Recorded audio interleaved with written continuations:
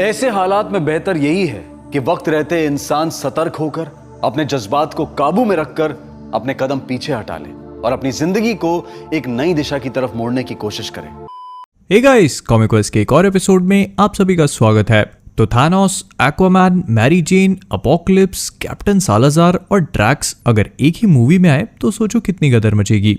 और भले ही कॉपीराइट के चक्कर में ये सब होना पॉसिबल नहीं है, लेकिन इनको प्ले करने वाले एक्टर्स तो आ ही सकते हैं। तो दिसंबर में रिलीज होने वाली ड्यून मूवी इन सारे महारथियों को एक ही साथ एक ही स्क्रीन पर लेके आ रही है, जिसका ट्रेलर कुछ ही दिनों पहले ड्रॉप हुआ। और अगर इसे देख के आपको विजिबल कंफ्यूजन हुआ है तो चिंता मत करो, आप अकेले नहीं हो। इसका यूनिवर्स फिजिक्स वाले टीचर के एक्सप्लेनेशन से भी ज्यादा कंफ्यूजिंग और मम्मी की बातों से भी ज्यादा डरावना है।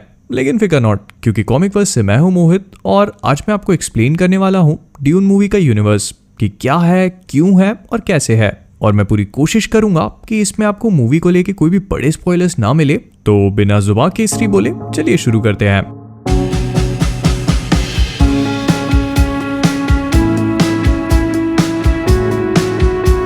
तो 1965 में फ्रैंक हर्बर्ट साहब ने ड्यून नाम की एक नॉवेल लिखी, जो कहने को तो साइंस फिक्शन था, लेकिन इतना कॉम्प्लिकेटेड कि साइंस फिक्शन खुद ही चकरा जाए। और फिर इस पे एक मूवी और मिनी सीरीज भी बनी।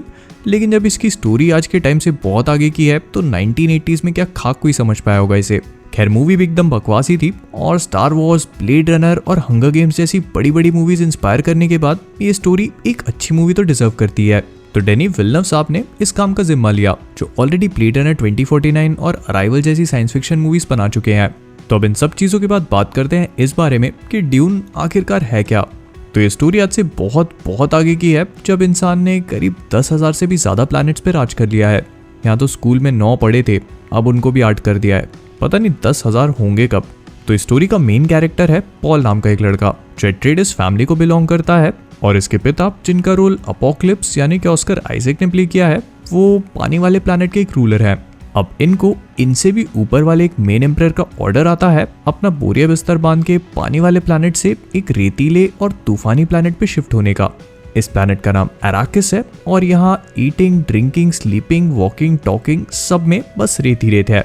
लेकिन ये प्लैनेट इस पूरी गैलेक्सी का सबसे इंपॉर्टेंट प्लैनेट है, सिर्फ अपने मसाले के कारण नहीं, सास बहू साजिश वाला नहीं। ये प्लैनेट फेमस है अपने स्पाइस के कारण, जो इसकी रेत में मिलता है और इसे कंज्यूम करने वाले एकदम MDH वाले अंकल की तरह बन जाते हैं। नहीं, मूछे नहीं, उम्र लंबी हो जाती है उनकी। क्या सब गलत ही पकड़ रहे हो आज। खैर, अब ये पूरा खेल इस मसाले का है, क्योंकि जो इस स्पाइस को कंट्रोल करेगा वही स्टड है। और वैसे तो इस पे पॉल के पापा का कंट्रोल है, लेकिन बुरे लोग भी तो आएंगे ना। तो यहाँ पे गंदा आदमी है बैरन व्लादिमीर हार्कोनेन। नहीं, ये विलन तो है ही है, लेकिन सही में गंदा आदमी भी है। 200-300 किलो का एकदम घिनौना, जिसको मशीनें हवा में उठा के रखती हैं और स्कीम बना के एक का डबल मतलब हमारे हीरो की फैमिली पर अटैक करता है। अब आप ये तो समझ ही गए होंगे कि मूवी में कैरेक्टर्स बहुत सारे हैं और इसीलिए इनके नाम याद रखना ऑर्गेनिक केमिस्ट्री के फॉर्मूले याद रखने जैसा है। तो इसीलिए थोड़ा सा सिंपल करके बताऊंगा। अब अपने हीरो पॉल की मम्मी एक जादूगरनी है, जो उसे बचपन से ही जादू टोना सिखाती रही है। नहीं, ऐसा वाला नहीं, अपने सेंसेस को शार्प करके हवा में हल्के से चेंजेस तक को पकड़ लेना। फिर इसके पिता ने बड़े बड़े वॉरियर्स से इसे ट्रेन करवाया है, जैसे थानोस और एक्वामैन, जिनके मूवी में नाम गनी हैलेक और डंकन आइडाहो है। तो इन सब चीजों के कारण पॉल एक ठुस राजकुमार नहीं, बहुत डेंजर आदमी है, बहुत डेंजर, और काम डाल सकता है किसी का भी। लेकिन इन सब चीजों के अलावा एक भविष्यवाणी है कि एक मसीहा आएगा और वही इस दुनिया का सेवियर होगा। और अब मुझे बताने की जरूरत नहीं है कि कौन होगा ये, मतलब पॉल होगा। पॉल, क्योंकि वही हीरो है ना, तो वही मसीहा बनेगा। और ये प्लॉट ट्विस्ट नहीं है, नॉवेल के शुरू से ही ये बात क्लियर कर दी गई है कि पॉल ही वो मसीहा बनेगा जो दुनिया का सेवियर होगा, और इसीलिए उसका जन्म भी होता है। अब कहानी में मैं ज्यादा डीप नहीं घुसना चाहता हूँ, बस आपको ऊपर से बेसिक बता रहा हूँ। और अपनी इसी डेस्टिनी तक पहुंचने में मैरी जेन मतलब ज़ेंडाया इसकी हेल्प करती है, जो फ्रेमेन नाम की एक ट्राइब की है। अब ये जितने भी फ्रेमेन्स होते हैं, इनकी आंखें ज्यादा गुटखा मतलब मसाला खाने से नीली हो चुकी हैं। और नहीं, ऐश्वर्या राय बच्चन जैसे सुंदर ब्लू नहीं होती, एकदम क्रीपी लगता है इनको देख के। अब अगर फ्रेमेन ट्राइब की बात करी जाए, मतलब ये नीली आंखों वाले लोग, तो ये काफी इंटरेस्टिंग है। ये स्टिल सूट्स पहनते हैं, जो इस मूवी की एक बहुत बड़ी हाईलाइट है।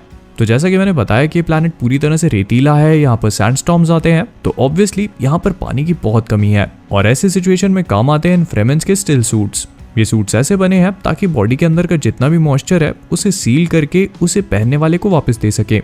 मतलब पसीना, सूसू, पॉटी सब इसी सूट में इकट्ठा होगा और फिर उसे फिल्टर करके पीने का पानी बना दिया जाएगा। क्या घिना रही है? अरे साइंस फिक्शन में ऐसे ही होता है।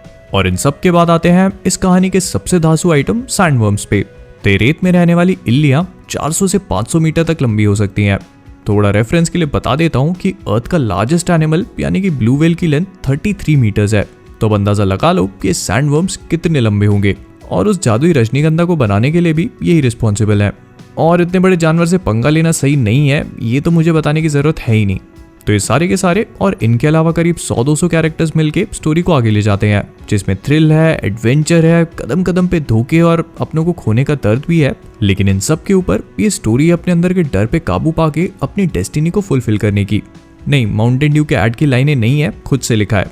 लेकिन इतने सारे धूम धड़ाके के अलावा भी इस मूवी में बहुत सारी चीजें हैं। ये एक पॉलिटिकल ड्रामे की तरह एक्ट करेगी और इसके अनगिनत कैरेक्टर्स आपको रह रह के गेम ऑफ थ्रोन्स की याद दिलाएंगे। मुझे पता है कि आखिरी सीजन बहुत बकवास था, लेकिन उसके बारे में कभी और बात करेंगे। और बहुत ज्यादा चीजों को ना रिवील करते हुए मैं बस इतना ही बोलूंगा कि ड्यून मूवी एक रिवेंज ड्रिवन स्टोरी होगी, जो शुरू थोड़ा सा स्लो होगी, लेकिन एक बार वो अपना पेस पकड़ ले तो बहुत धांसू होगी और हो सकता है कि 2020 की बेस्ट मूवी हो। तो विद दैट बीइंग सेड, हम लोग इस वीडियो को यहीं पर रैप अप करेंगे। अगर पसंद आया हो तो लाइक करो, और अगर अपने कोई साइंस फिक्शन वाले दोस्त हो तो उनसे शेयर भी करना। नहीं है तो अजय देवगन वालों से ही कर दो, मसाले का नाम सुन के तो जुबान केसरी बोलेंगे ही बोलेंगे। फिर इसके अलावा अगर नए हो तो नीचे जो सब्सक्राइब बटन दिख रहा है वो अगर रेड कलर का है तो उसे दबा के ग्रे बना दो, और नोटिफिकेशन बेल को भी मत भूलना। फिर इसके बाद आप लोग मुझे फेसबुक, इंस्टाग्राम और मेरे एक दूसरे चैनल पे भी फॉलो कर सकते हो, जिनकी लिंक्स मैंने डिस्क्रिप्शन में दे रखी है। और हमारा क्लोथिंग ब्रांड भी लॉन्च हो चुका है, काफी टाइम हो गया है। thecomicverse.com पे जाकर उसे चेकआउट कर सकते हो, उसकी लिंक भी डिस्क्रिप्शन में है। तो अगर नहीं देखा है तो जाके एक बार देख लो, बहुत ऑसम टी शर्ट्स हैं।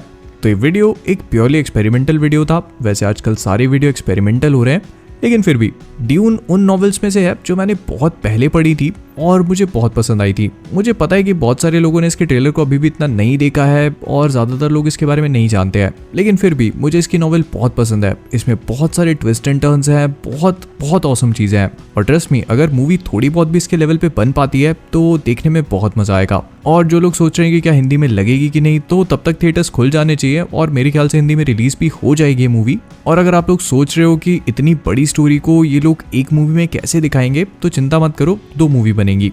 तो ठीक है, इन सब चीजों के बाद मुझे बताना मत भूलना कमेंट्स में कि आपको ये वीडियो कैसा लगा। अगर इस पे अच्छा रिस्पांस मिलेगा तो आगे इसी तरह के और वीडियोस बनाता रहूंगा मैं। तो इन सब चीजों के बाद जाने से पहले कॉमिक वर्स से मैं हूं मोहित, और आप सभी लोग स्टे सेफ, स्टे इनसाइड और बोलो सुबह केसरी।